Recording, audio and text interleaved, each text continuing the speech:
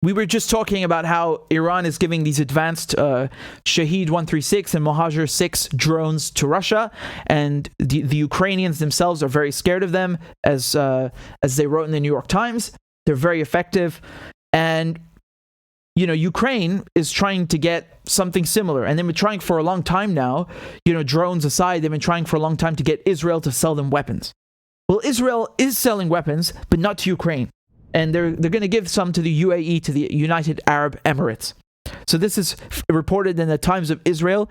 Israel has agreed to sell an advanced air system to the UAE, and it's from two unidentified sources within Reuters, who spoke to Reuters. And we're talking specifically about Spider, okay? So these are manufactured by Rafael Advanced Defense Systems, and they can defend against various types of aircraft, including drones and cruise missiles. Now remember, Zelensky was not asking for this specifically. He was asking for Iron Dome, which didn't really make sense because Iron Dome was made for, short-range rockets, and that's not what the Russians were firing. So that was already something confusing. But regardless, the Israelis just said no weapons. No, we're not giving you anything. Only humanitarian aid, only a few refugees coming in, and who can stay as long as they're Jewish, of course. So another source told Reuters that Abu Dhabi had bought Israeli systems that can counter drone attacks that are a threat to the UAE. They don't say when the systems will be delivered to the Gulf nation, but of course they make mention of the Yemen's Iran-backed Houthi rebels who launched several missile and drone attacks against the UAE. And we talked about this at the beginning of the year. Remember, they not only attacked Saudi Arabia, but also in the UAE, and the UAE has been a supporter of this genocide, this horrific war against Yemen, which is still ongoing. And this is one of the only times where the Yemenis have been able to strike not only inside the UAE, but so deep, right? It's the first time that they really felt the war has been brought to their doorstep, because the Saudis is one thing, but the UAE is not that close. We're talking quite a ways off, and they did it using drone technology, which was attributed to Iran, which we were just talking about. Right, so it's unsurprising that now they're trying to get this Spider system from the Israelis. Now Zelensky, of course, is very upset. Like I told you, he's begging for weapons, and then they not only refuse to sell him anything, but then go and sell it to the UAE. So this is 23rd of September, also Times of Israel, and Zelensky complained in an interview that Israel had given his country nothing to help it defend itself, indicating that its leaders had been disingenuous in rejecting his requests for air defense systems. Now, this was in an interview with TV5 Monde, which is a French channel. So Zelensky goes on to say that they gave us nothing, zero, and I understand they are in a difficult situation with Syria, with Russia. Of course, what difficult situation is, I don't see how Israel is experiencing anything difficult. They seem to be occupying Syria just fine and bombing it every week just fine. I wouldn't call that exactly a difficulty. And Russia seems to be turning a blind eye just fine. So they actually say in the article, they say Russia has largely turned a blind eye to the Israeli strikes. Exactly. Although ties between Jerusalem and Moscow have suffered as Israel has condemned its invasion of its neighbor. Yes, here was the interview in French. I was looking for it. I knew I had it somewhere. It's actually just below. Let's take a listen. Israël n'a rien fourni, rien, zéro.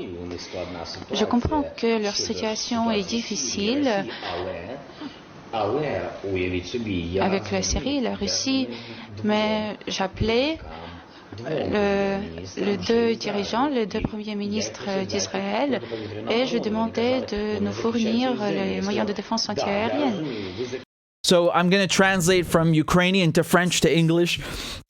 He's saying that the same thing. Israel gave us nothing. They gave us zero. And I understand they're in a difficult situation, a difficult spot with Syria and so on. But I called both of the Israeli prime ministers because you remember there's Naftali Bennett and then we have Yair Lapid now, who's the caretaker prime minister. So he's talking about Lapid and Bennett. I called both of them, and they gave us absolutely nothing. Je comprends qu'ils doivent défendre leurs terres. I understand that they must defend their territory. Yes, Damascus is apparently in Israel now.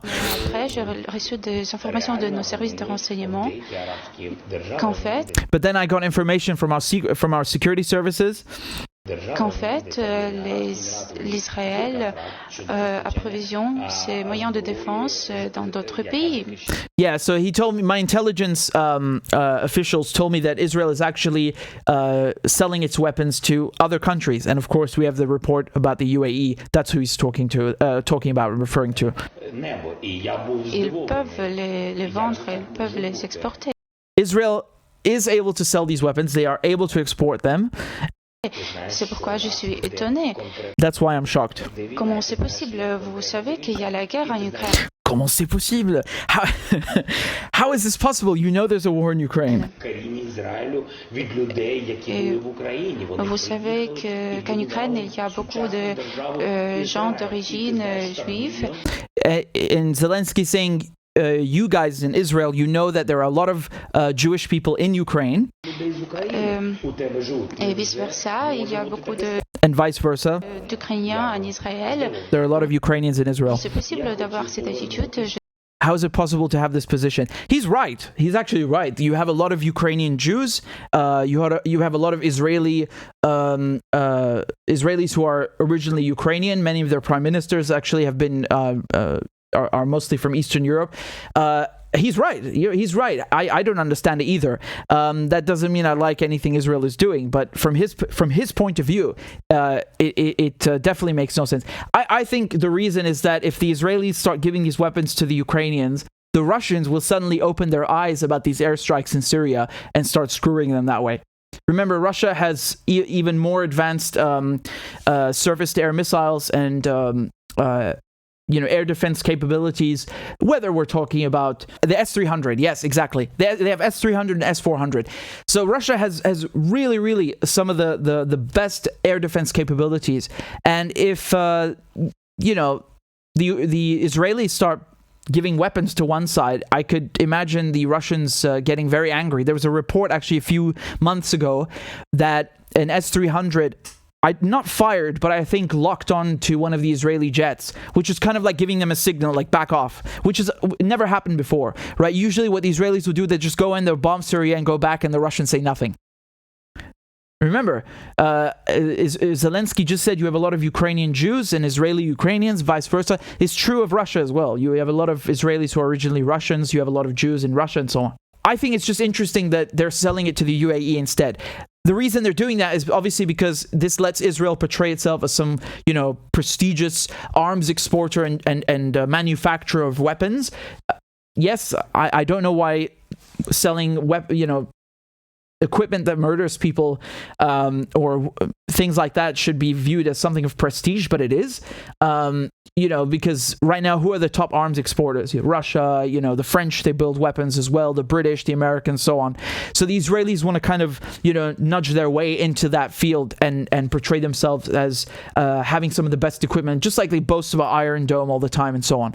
This is part of that scheme. At the same time, it's also about making sure that their technology is in the UAE. Remember, when Donald Trump, he did this Abraham Accords, he got Bahrain and the UAE to establish ties with Israel, which is unprecedented because most Arab countries do not have ties with Israel because Israel is occupying Palestine, right? So, and as long as it's there, they're never going to have ties with it. Of course, the Israeli lobby, they pushed Trump to get this done.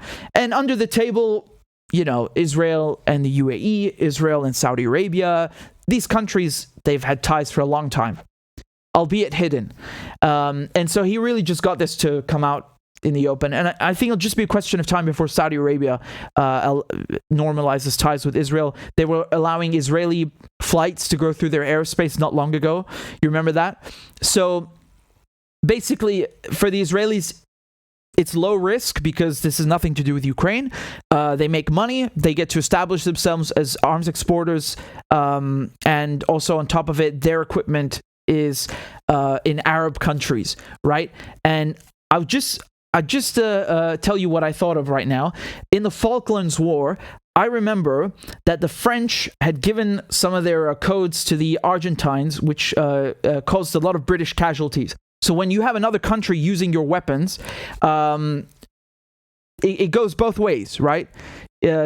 Just as an example, with Pegasus, I would not be surprised if Israel is also able to see what the law enforcement officials are doing with Pegasus against targeted persons, right? So they're using Israeli software. Well, guess what? I'm pretty sure Israel can see what they're doing and can operate their equipment as well. That's just my hunch, okay? That's just my hunch. And there's precedence for that, like I told you in the Falklands, for example. So just a little thing I wanted to tell you about. And I would say right now, given the lack of support from the Israelis and Russia having the Iranian drones, it's not looking good on that front, but we'll see.